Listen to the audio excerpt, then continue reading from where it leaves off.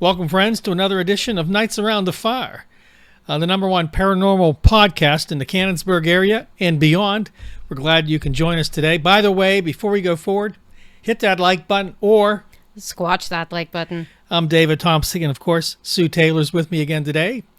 Sue, I think we're going back to an old favorite here. What might that topic be? Oh, I guess it's Bigfoot. It is Bigfoot. Okay, where are we going? So we're going to go to Allegheny County, and I want you to get ready because this is a wild ride, much like trying to merge across the Fort Pitt Bridge.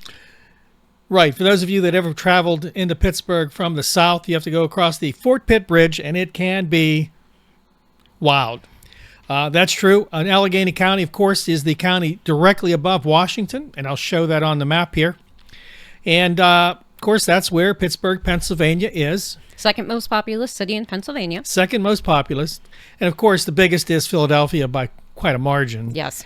So, Sue, what's happening in Allegheny County? So Allegheny County is another county in this area that has a Native American word. Allegheny is a Lenape word. Yes. Yep. So that is our fun fact on names today and our ties to the native tribes. The Monongahela goes through there. Yes. There. For those of you that don't know, there is an area called the Point, which I'm going to mention here in a second for another historical reason, where all three of our rivers meet. It's the confluence. Yes. The Allegheny and the Ohio and the Monongahela. Yes. Okay, so now that we've done a little geography for our friends here, what's going on in Allegheny County? Well, so what went on in Allegheny County many years ago was that Point area that we just talked about where the rivers meet, that was the location of Fort Pitt, which if you go to visit Point State Park, you can still see a pretty good preservation of it. Yeah, there's actually a museum inside of it. Yes. And I recommend visit PA, go to Pittsburgh, and I recommend touring it. Yeah, Point State Park is a very nice area. Okay, so as of the 2025 census estimate, the population of Allegheny County was 1,225,035. Does that sound like a lot to you people? Because I don't believe it is. See, I didn't think it was that many. When I looked up the number, I said, that can't be right, but... Not a populated county by comparison to other counties that have big cities in them. Yes, but here is the kicker with Allegheny County.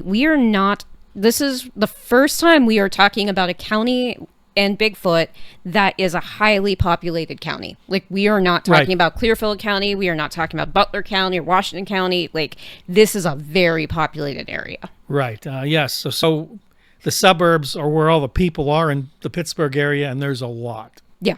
And there are a few places that you can go in Allegheny County that are more rural. There's North Park, and there is South Park. Now, South Park is not far from here. Very nice place to go hang out and do other activities. Very nice. Again, visit PA. So, South Park. Is that where we're going to start? No. So, first of all, we're going to talk about the BFRO. Our favorite. But this is going to be a shocking number for you. There are only 9 reported incidents with the BFRO. In Allegheny County? Yeah. In the whole county, 9? Yes. But that is not the same from the PA Bigfoot Society.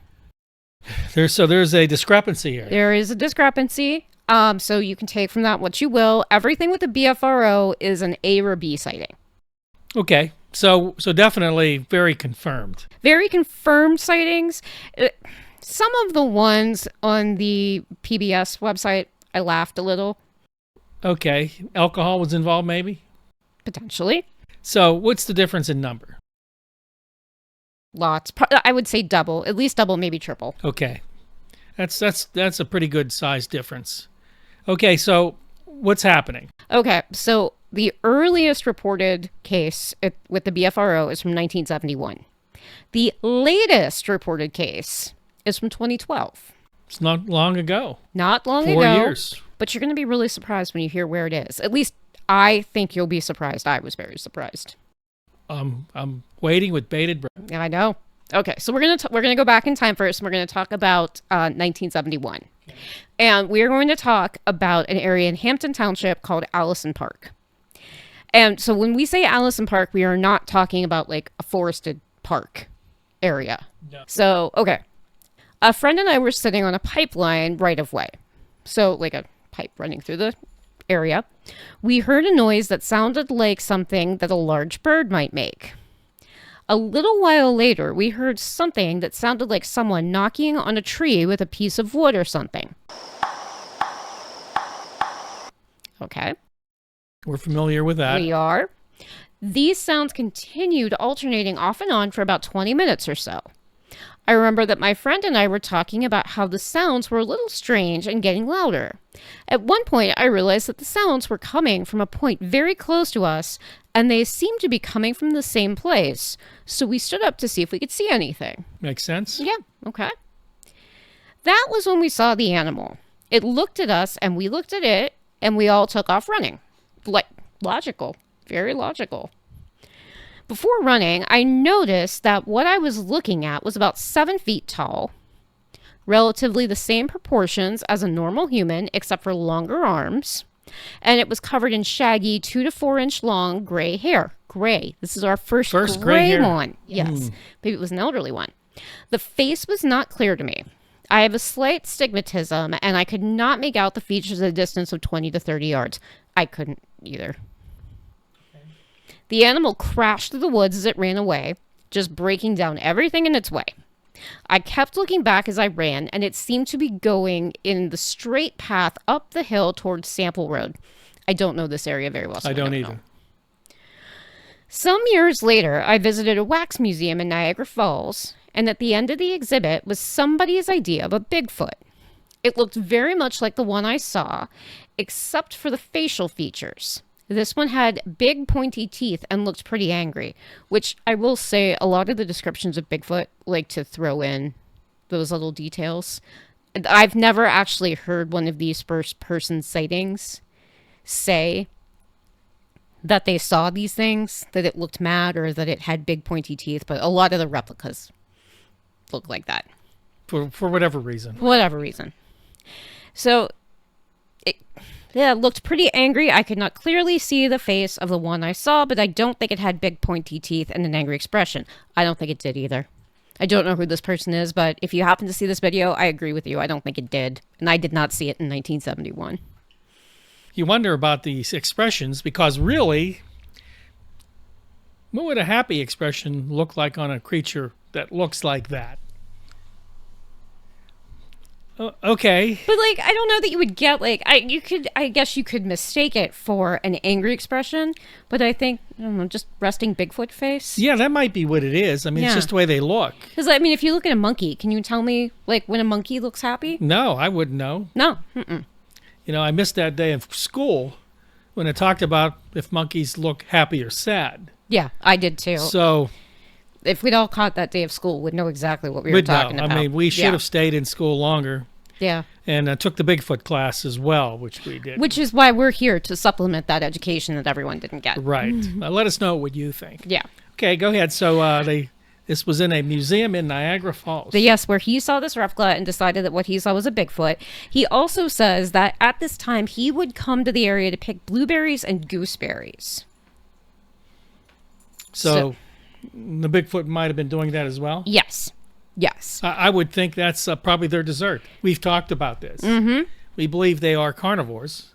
I believe they're carnivores, but they have a sweet tooth too, I'm sure. I was thinking about this the other day and I should have looked it up. What's the word for both plants and meat? Omnivores? Omnivores. Omnivores. Yeah. So I think they're omnivores. So I think the berries are all just part of a balanced diet for the And of Bigfoot. course, missing your grandma's apple pie or berry pie off the windowsill could prove that point exactly. Yeah. So apparently family and friends had also had sightings in this area. So this was a hotbed, Yes. At the time, yes, it was. And considering. apparently the family called investigators and they were trying to link the Bigfoot to UFO sightings. Because of course. Because we can't just have Bigfoot without UFOs. That's what many people believe. Again, we have talked about this on other programs on Bigfoot. There is a connection Maybe. we think, or at least many people believe. I don't know. I don't know. But there has been quite a few sightings, in all fairness, to a UFO sighting and a Bigfoot sighting. Nothing is going to top the one that I gave at the end of our Fayette County video. I'm not going to mention that anymore. I'm just going to let everybody go watch the Fayette County Go watch video. the Fayette County video. You'll enjoy it. Yeah, that was me. a good one. It was a good one. All right. So now we're going to go ahead about almost 20 years to November of 1988. And I want you to think about where this one is. This one's in Clairton. I'm familiar with Clairton. I'm familiar with Clairton as well. But this surprised me that even in 88, there was anywhere in Clairton for a Bigfoot to hang out. You would think not, but obviously there is. Apparently Okay. so. Okay, but not what I was expecting with this. So, all right. Here we go. One morning in late November 1988, I went deer hunting near my home in Clairton. You could go hunting in Clairton? Yes, you can. There was that much space? There's space, yeah. There's still space to There's do still this? space, yeah. Yeah. All right. Sue has been enlightened. Her mind has been blown. Hopefully we can continue. Yeah, if you guys look up Clairton, Clairton is a very close suburb of the city of An Pittsburgh. industrial area. Yes, it was a very big mill town back in the day. There are lots of housing areas around there that used to house the mill workers. So for Bigfoot to be there too, who knew? We do now. Yeah. So I drove down Ravensburg Boulevard, which I looked up on Google Maps, and it looks like that's way more populated now than it used to be. I believe it. Okay. Okay. And turned off to the right side of the road just before Ravensburg Bridge, and directly adjacent to Clairton Park. I have been to Clairton Park before. It is not a big South Parky type park. No, just for those of you, North Park and South Park are by far the biggest parks in Allegheny County. So when we talk about these other parks, you're not looking at hundreds of acres. No. Okay, you're looking at a smaller version of the city parks. So go ahead, sir. Okay. So I drove about 100 yards down a dirt road to the base of a very steep and heavily wooded hillside. It was approximately 5:30 a.m. It was clear and very cold, near pitch black, like it would be this time of year when it's deer hunting season. I exited from my vehicle. I opened the rear doors to retrieve my gun and other hunting equipment. As I turned around, I heard a noise approximately 20 yards in front of me and to my right. There was a heavy thicket there. All of a sudden, I observed a very large, broad humanoid shape rise up from the thicket. The massive shape darted to the left. It made up the steep, heavily wooded hillside in a few seconds and was out of sight. I was stunned, shocked, and really not sure what had just happened.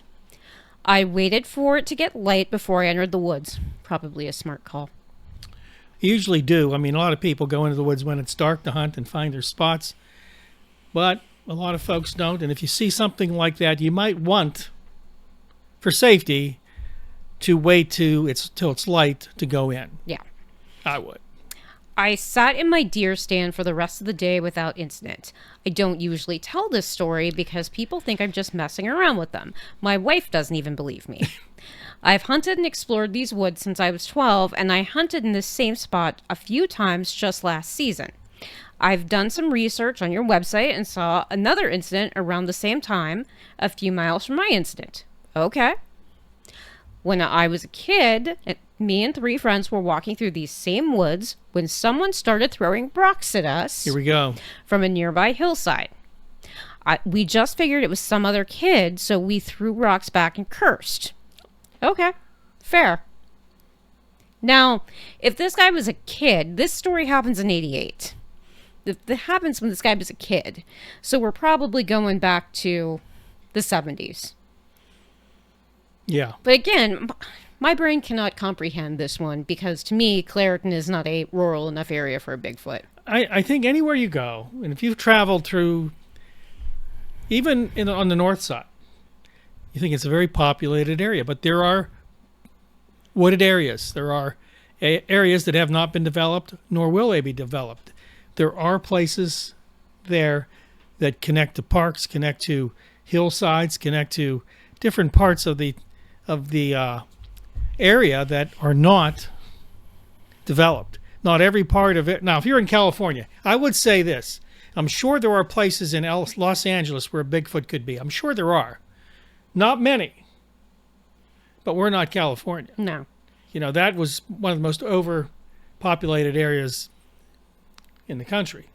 And I'm sure every spare space has been built upon. Not so much here in Clairton, and I think Washington County. I think any parts of, when you go into Allegheny County, there are quite a few places that are wooded. Quite a few. Or are we talking about portal beings where they can just pop out in these portals? Okay, folks, you heard us. We've talked about this before. You've heard Sue, how she called it out. What do you think? Could these things be portal beings? Can they pop in and out of places? I'm not going to answer that because I really don't know. But tell us what you think. And while I'm here, please, if you enjoy our content, and I know you do, consider subscribing right now. Hit the subscribe button. Squatch that like button. Squatch it hard. And if you can, take some time to share the video with other people who like paranormal adventures, Bigfoot, ghosts, Aliens. UFOs. Right. Local legends. Local legends. And don't forget, I'm going to say this, hit the bell icon. A lot of folks aren't seeing us till later after this has been posted. That'll let you know right up front that video's waiting for you. And by the way, make sure you binge watch all of our videos. You'll enjoy them. We appreciate it. You becoming part of our community. And I am so happy that, we're growing as fast as we are. Yeah. Thank you, guys. Okay, so we know now there are some spaces Okay. that Bigfoot can hide in. Okay. I'm Now, not thrilled about it, but I'll go with it. Friends, we can drive to Clairton. Can. We can take a look. We can. We go to Kennywood while we're there? Homestead. Was that Homestead? Yeah, Kennywood's Homestead. Okay. Okay. We can right go next to door Kenny. to each other. Let us know if you want us to do a haunted Kennywood day. Kennywood Park. It's an amusement park. I believe it's haunted. I've seen some stories about it, so I think we'll do a haunted Kennywood video anyway. So, Yeah. okay. So, anyway, and even there's places to hide. A lot. Noah's Ark. Okay. All right. Okay, so our next one is from the fall of 2004 near Pittsburgh International Airport. Okay, so we know there's space there. Well, so just to clarify for everybody who's watching, Pittsburgh International Airport sits right on the border of Beaver and Allegheny County. And this one was from the Floggerty Run Road area, Okay. which is close to the airport, but not like right on top. It's past the airport. Okay. I park up there sometimes. Okay, so here we go. It's about 4:30 a.m. and I had just settled into my tree stand for the day of hunting. It was extremely quiet, which was the first thing that I noticed. It was going on about 5 o'clock when I heard what sounded like a log being hit with another log. Here we go. Okay. I brushed it off as something going on up on the new construction site on top of the hill. About 5:20 a.m., I heard something walking back and to my left towards the top of the hill I was sitting on. I was about a quarter of the way up the hill, and this was near the top where I heard it. I knew the walking was bipedal, and at this point in time, I got very angry about somebody trespassing and ruining my day of deer hunting. Angry guy. As the noise got closer, the sun was just up enough I could skyline this huge man walking across the top of the ridge. I looked at him through my binoculars, and, well, it wasn't any man. I know this Bigfoot had to be 7.5 feet tall and at least 650 pounds. That's a good estimate. Yeah. Nicely done. Well, if he's hunting, you can always learn how to figure sizes and weights from a distance with deer and with other animals that are huntable here. So, okay, I can get with that. He was dark brown or black in color, unable to tell exactly due to the lighting issues. I wasn't able to make out facial features. His hair was maybe 2 inches long, and his hands were definitely below knee level, which is monkey. Like, right. feature. I put my binoculars down, and it was then that he must have noticed something, and within 3 strides, he disappeared into the grapevine thicket. This entire actual sighting lasted maybe 15 seconds. Dude got a really good estimate on him. Right. Well, he obviously was a good observer, Yeah, I believe. he did good. I mean, I think, folks, if you're looking into woods or anywhere, it's hard to imagine you could misidentify a Bigfoot, because if they're on 2 legs, they're bipedal, and they're brown fur all over them, and their arms look like arms, not legs, and it goes below your kneecap, their kneecaps. Let's not pass go. Go directly to jail if you don't believe that is a Bigfoot. It's not a bear. That's not a bear. Not a bear. No, that is not a bear. The bears I've talked to have said they're not bears. You think the bears are getting offended at this? Yeah, they are. comparison? They're saying, wait a minute, whoa, we don't smell as bad, and we're not we're not Bigfoot, okay? And that's their verdict with humans. Maybe we should put a picture on the screen. Bigfoot, not Bigfoot. Not bear. Bigfoot, yeah. Yeah. Bears get blamed for a lot of things. Yeah. It's probably Bigfoot that was ripping apart my aunt and uncle's bird feeder back in the day. Most Blame likely. the bear. Hey, blame that bear. Yeah. Okay, so we're going to switch off of the BFROs, and we're going to get to some of the PBS's information now. So these ones are interesting. Now, this first one is from September 2001, and I picked this one because it's fairly close to that 2004 marker. Okay. And it happened on I-376 late at night. And 376 does run up near the airport, so it could be something like that. So, September of 2001, 3 friends were driving on 376 late at night and saw a 7 to 8 foot creature leaning over the guardrail and eating a deer carcass. They stopped the car and it ran up the hill into the woods. And they pretty much believed it to be a Bigfoot. Yes, and I could, there are some areas on 376 where I would believe late at night, Bigfoot would definitely take advantage of a free meal. Yeah, I mean, I'm just kind of disgusted with eating a carcass of a deer, but unless it wasn't dead that long. I'm sure that's the least disgusting thing that Bigfoot has done. Probably, in the history of society. He might have had grandma's pie ready for dessert, so he didn't mind it. But so this was a confirmed sighting. Now this was at night. Yes. Okay.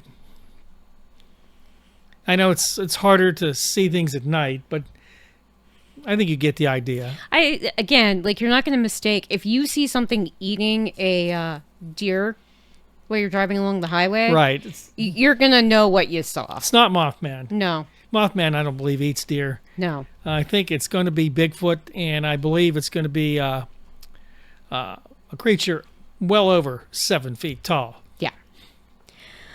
All right. So we're covering the very latest one now from the BFRO site. Okay. This is from March of 2012, and it is from Bethel Park. Wow. So we're going to Bethel Park in 2012. So I want you to think about Bethel Park in 2012. Yeah.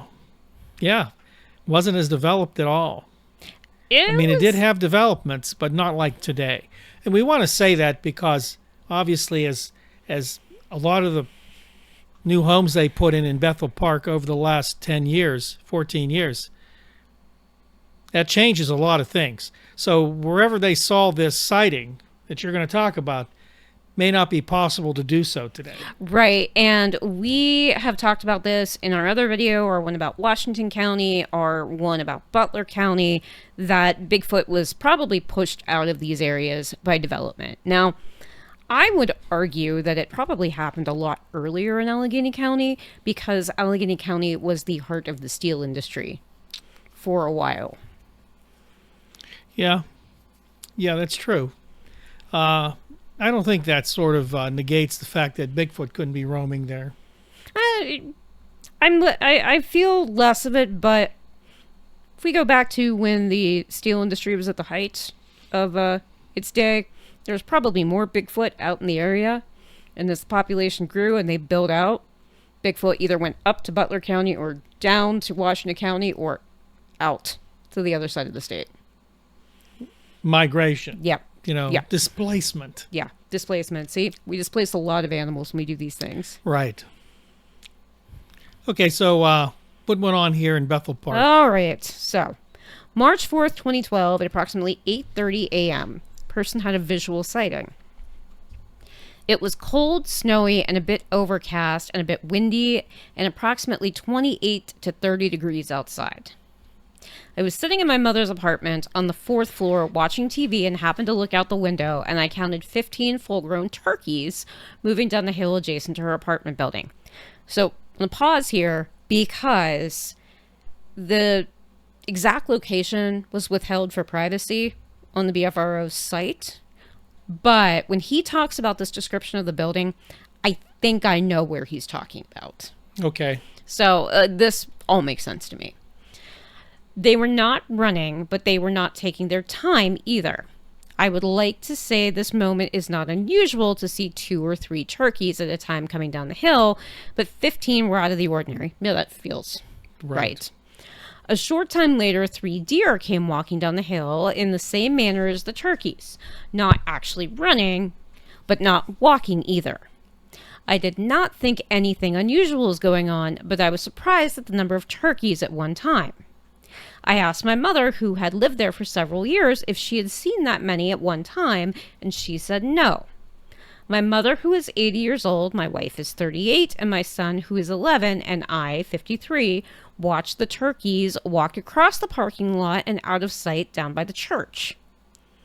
So again, we're talking about a populated area. Like, there's woods, but there's stuff around. I did not summon my family to see the deer, as 3 deer are no big deal. No, they're absolutely not. I saw 3 deer today. Yeah, you could do that here in 5 minutes. 5 minutes. Yeah.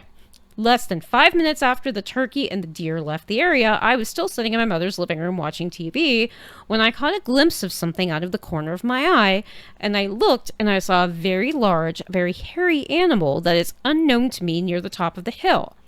The animal was on all fours and near the top of a hill and took about 3 strides before it got to the top of the hill, stood up, and made a right and ran on 2 feet into the forest part of the field. It did not stand fully erect, but like 2/3 erect. The total time I had eyes on the creature was approximately 7 seconds. Since that day, I have tried to figure out in my mind what it could have been, and I have no answer. Honestly, the best I can say is that it looked like a gorilla. Please understand that when I was younger, I was a hunter. I did a lot of deer and bear hunting in the Allegheny Mountains, not Allegheny County Mountains, and we've talked about the Allegheny Mountains before. We have. Yeah. And seen a lot of animals, but never seen anything like this. I was a police officer for over 20 years and have been trained in observing my surroundings and articulating reports. South Park is not far from my mother's apartment building and is full of wildlife and trees. In my mind, I feel as though the creature was responsible for chasing the turkey and the deer out of the woods, and it may have been very hungry and chased them too far, not realizing that it had made its way into a populated area, and when I saw it, it was trying to get back into the forest. I think his observations are spot on there. Well, he's a trained observer. Yeah. And this does make sense, doesn't it? Yeah. You know, Bigfoot's on the trail to get some grub, food. He follows deer, turkey down the hill, and he ends up in a populated area. Realizes his mistake and says, I better get out of here. Yeah. Tries to keep low, not to be spotted, which is what I think happened there. He didn't stand all the way erect. I think he saw where he was, trying to keep it stealth, and it ended up saying, oops, I shouldn't be here, and kind of made his way out. And it seems like they can retreat pretty quick. Mm-hmm. Seconds. We're dealing, all these were within seconds, right? Yes. And I think every single thing about his observation there was spot on. And I have heard from some of the other books that I have read that when Bigfoot are hunting, like, they do get down on that all fours kind Makes of position. Sense. Yeah, it does make sense. And obviously, this guy, he didn't mention Bigfoot here, though. No. But he reported it to the BFRO. He reported it, so he suspected it might be. Most likely it's not a bear, because he said he has hunted bear. He knows their characteristics and traits and what they look like. Mm-hmm. I mean, they do have a pretty well-known outline, let's be honest. And so, yeah, this seems like a Bigfoot sighting to me. Bear, not bear. Bear, not bear. Repeat after us. So, where did this go? What happened after this? Okay, so we're going to stay in this same area, and we're going to talk about Bridgeville in 2011. Oh my, okay, Which Bridgeville. would have been the year right prior to that one. And Bridgeville and Bethel Park are right on the edge of each other. They're just kind of like a jump away from each other. And on the edge of Washington County as well. Yes, Bridgeville is right over the 79 line for us, about 5 minutes up the highway. A couple canoeing on a remote section of Chartiers Creek heard a terrifying scream about 50 to 100 yards downstream. There's also a report from 2007 of two men being scared off from an urban park by a 7 to 8 foot tall hairy creature. Okay, wow. Okay, so all right there around Chartiers Creek. Yeah, I'm surprised people can canoe in Chartiers Creek. I was surprised in that too, but there are some areas of Chartiers Creek that are a little more, they're deeper and they're a little more isolated. Chartiers Creek runs right through Canonsburg. Yes, it does. And I can't imagine people canoeing down. It'd be more like whitewater rafting without the white water. Yeah. Okay. Yeah, you definitely could not canoe through Canonsburg. I don't believe that so. would not work. If you think you can do it, let us know. I've got a kayak on my front porch right now. We could go try it out. Hey, before I continue, I forgot to do this. If you want to get in touch with us for whatever reason, to say, hey, Sue, great job. I like Little Bigfoot. David, you're doing a great job. This is what I believe. This is what I want you to kind of investigate. Do that by email as well. strangeworlds777@yahoo.com. We want to hear from you. So we got an email. This is why I skipped up to Allegheny County Bigfoot, is because we got an email from one of our viewers who has some experiences that she would like to come on and share with us. That's fantastic. So we have to coordinate that, and I will send an email back. I've sent one already, so I just need to send another one back to coordinate this. We'll figure this out. We're in. We are in. Okay. So let's end this talking about South Park. Since we are all in this little corner, let's keep talking about South Park. All right. So the PA Bigfoot Society reports that in October of 2007, that two women were walking in the park when they made eye contact with a 7-foot tall hairy creature with a black snout, which then clumsily ran off. Wow, clumsily. Yeah, and I firmly believe that there are places in South Park that Bigfoot could hide. Absolutely. Yeah. All right, so get ready, because this next one's kind of long. Okay, hold on to your butts, friends. Yeah. Okay, so this one is also from the PA Bigfoot Society, and it is from 2018. Okay. We're going to read this word for word as best we can. A member of a family contacted me concerning an incident that had taken place on July 14th, 2018 at a family picnic in a rural location outside of Pittsburgh. The person that I initially interviewed by phone sounded very sincere and provided a detailed account of a strange encounter that various relatives experienced who attended the event that day. During the extended conversation, I was also able to interview some other family members who told me about what had occurred. They sounded shaken as they described the encounter that had taken place. One witness I talked with saw a creature at close range that was similar to other Bigfoot reports that I was aware of from around the Pittsburgh area. I was able to obtain a lot of information from those involved concerning the unusual experiences that had occurred. Okay. So this is not a limited sighting, and this is not a one-time occurrence, according to the reporter. Okay. The family members who didn't want to be identified were perplexed over what had taken place and we're looking for answers to what had occurred. I contacted 2 experienced Bigfoot investigators, Dave and Cindy Dragosin, who lived in the Pittsburgh area as well.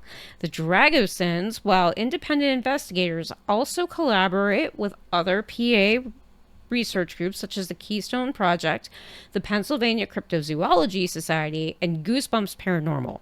I've heard of the PA Cryptozoology Society and the Goosebumps Paranormal before. Okay, that's good that we know they're legit. Yes. So Dave has become a well-known as a Bigfoot eyewitness forensic artist, where he sketches the creatures described by the witnesses whom he has interviewed. I have not heard of that before, but that's pretty cool. Yeah, I mean, I didn't know there was a career in that. No. Okay. Dave and Cindy arranged to meet with the family members during daylight at the location where the encounter had taken place. The witnesses were reluctant to return to the location after dark. Okay, valid. The investigators interviewed those involved, took pictures, and gathered other information, and Dave sketched the creature based on the testimony of the eyewitness. The following details were obtained from the investigation report by Dave and Cindy Dragosin. Some information was edited to protect the confidentiality of those involved. All right, here we go. On Sunday, July 14th, 2018, 9 family members, along with their large dog, began their day-long family picnic during the late afternoon. They were planning to dance, play music, and cook a lot of food and meat on the grill to celebrate a birthday. The children were running around in the woods gathering dead tree limbs to be used for fuel for the campfire for later that evening. There was no electricity in the area.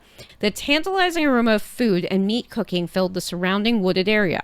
Shortly after 11 p.m., many of the personal belongings and picnic items began to be placed in the family cars, but the campfire remained lit and the karaoke machine kept on playing, with the family dancing and singing around the campfire.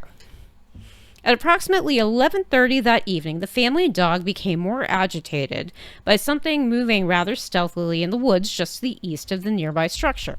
This very large dog began to growl and bark in a rather agitated manner. Whatever was moving from the east to the south in the perimeter surrounding the structure began to growl back at the canine. Uh-oh. Okay.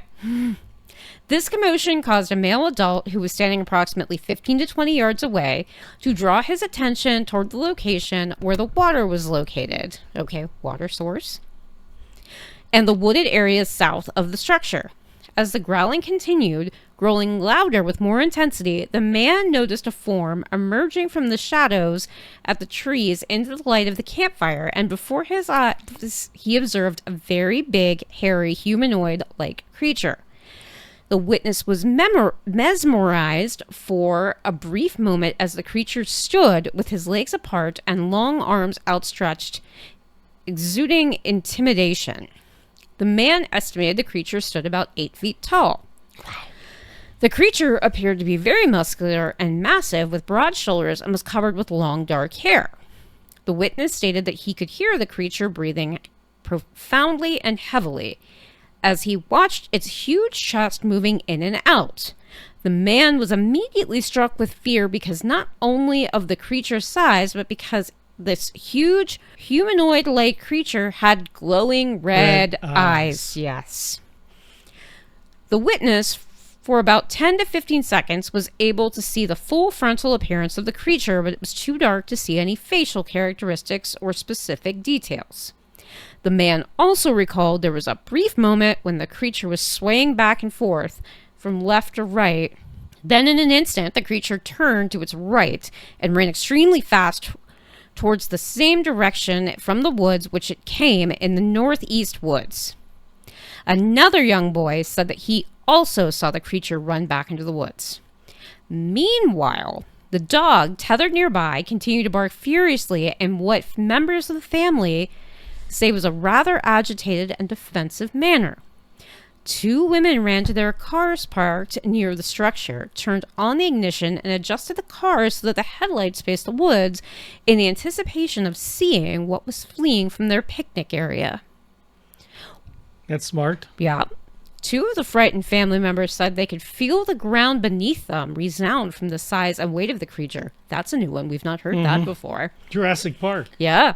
As it fled the vicinity through dark, dense, wooded area. None of the other family members stated that they actually saw a full frontal version of the creature, only the brief silhouette of its movements back into the woods. Following the experience on July 14th, the children were rounded up, placed in their respective vehicles, all belongings were gathered, and the campfire was extinguished in order to vacate the picnic site as quickly as possible.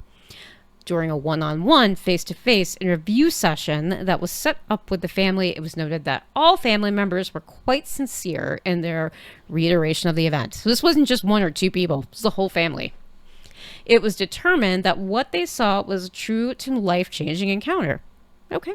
Yep. Sure it was. That makes absolute sense.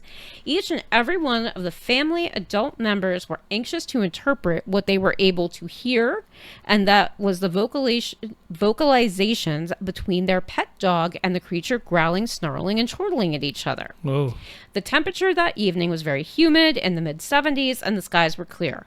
Other than the growls and snarls, there were no external vocalizations or odors emitted from the creature.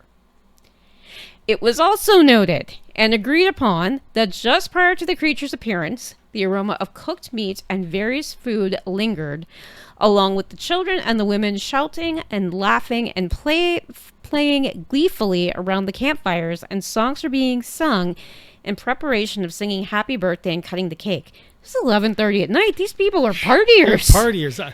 I got to make a comment here.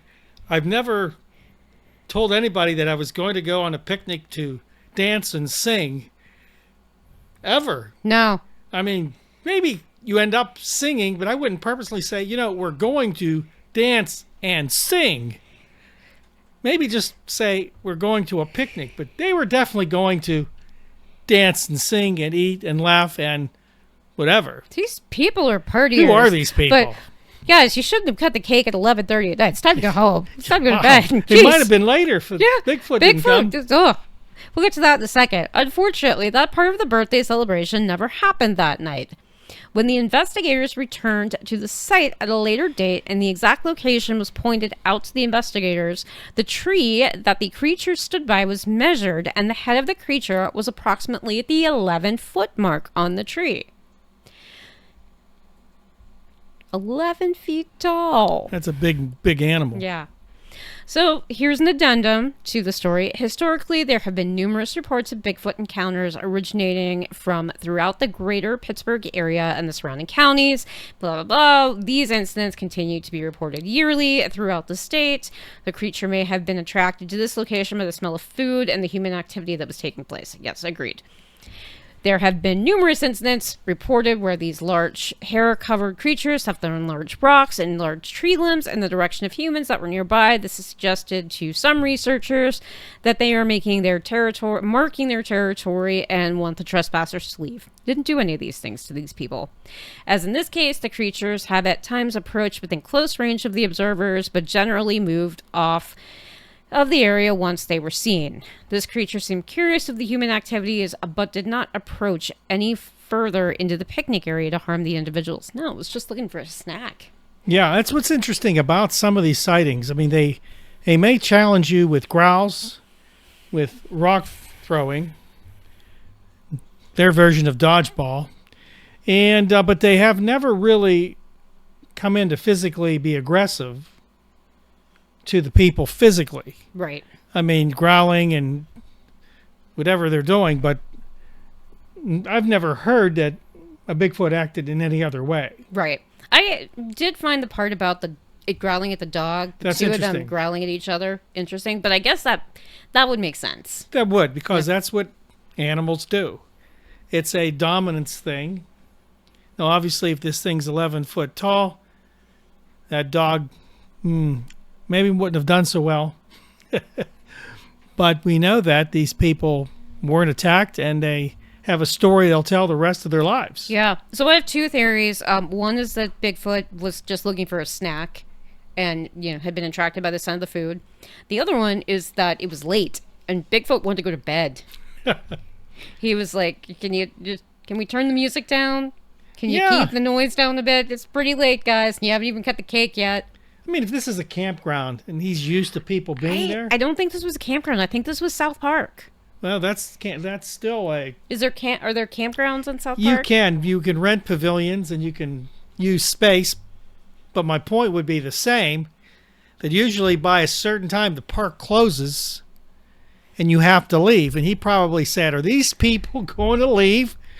Or are you going to keep me up all night? Which is interesting because the park usually closes at dark. It does. So 11:30 would have been well past closing time for the park. That's what's odd to me there, because I think they would have been told by the park police, by the South Park police, but maybe they weren't. Maybe they were right on the edge of the park. Like maybe they were close enough to the park that like they couldn't say anything to them, or they were somewhere where they couldn't be seen very easily. Yeah, because they did. If there was no electricity, that doesn't sound like they were at a pavilion. No. Yeah. So this was a party-hardy family that didn't invite Bigfoot. No. He was probably a little offended by that. Listen, the safety tip, if you're going to have a party past 8 o'clock, invite the big man. He won't eat that much, I don't think. Oh, well, it was 650 pounds. Yeah. Well, if that thing's 11 feet, he's more than 650 pounds. Oh, yeah. He might eat a lot. So he's a big boy. So that's interesting. Very interesting story. All right. So what do you think about Allegheny County Bigfoot? Yeah, definitely. I believe that Bigfoot can exist in Allegheny County. I believe he does exist in Allegheny County. I believe that, sometimes and I know how you mentioned, Sue, you can't imagine a certain area housing or being a home for Bigfoot. Clairton, man. We think in terms of, wow, man, there's all kinds of steel mills. But if you were, and let me say this, if you were someone who, I don't want to say homeless, so to speak, but you're trying to find a place to be safe away from people, you can find that anywhere. You just have to look and observe.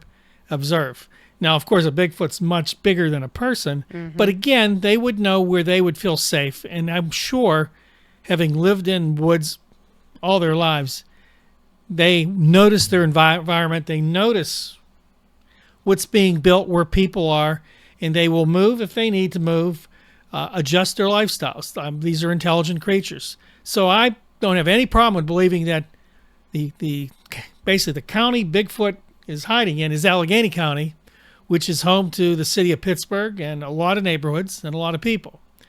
Again, let us know what you think. If you live in other cities, think about it. Think about your city or your area. Do you think a Bigfoot can find a refuge there? Let us know. Again, strangeworlds777@yahoo.com. Let us know what you think. You know why we want to know what you think. Me and Sue, we can present the evidence we find, we hear. Personal testimony is the best, and personal stories are the best, and we want to hear from you and hear your opinions. And remember, we're a growing channel. We want you to basically grow with us. If you haven't subscribed to this channel yet, hit the subscribe button right now. Squatch that like button. Squatch it. And if you can, share the video with as many people as you can. Sue, we have some other things that people can join in. We do. We have our Facebook group, which is our Cannonsburg Paranormal Discussion group. So come join us over there. And also join us on Instagram. We are Knights Around the Fire with a K. Don't forget, it's with a K. With a K. We also, excited, we might be getting some T-shirts. We're going to try to find a way to get them for sale on our channel here. Sounds like we're going to collab with the Cannonsburg Collective if you're in this area. If we get them that she can ship, we'll put the link on the website. Right. And remember, if you're in the area, Butler, Beaver, Allegheny, Greene, Westmoreland, Fayette counties, or even into West Virginia and Ohio, stop into Cannonsburg. It's a great place. Got restaurants, things to do, places to go. Remember, we're Cannonsburg's #1 paranormal podcast, Knights Around the Fire. We love what we do, and we're going to continue to grow with you. Don't forget, let us know what you think. Any final words, Sue? Nope. I think we're going to roll on in. Again, thanks for watching, and we'll see you next time right here on Knights Around the Fire. Bye, guys. Later.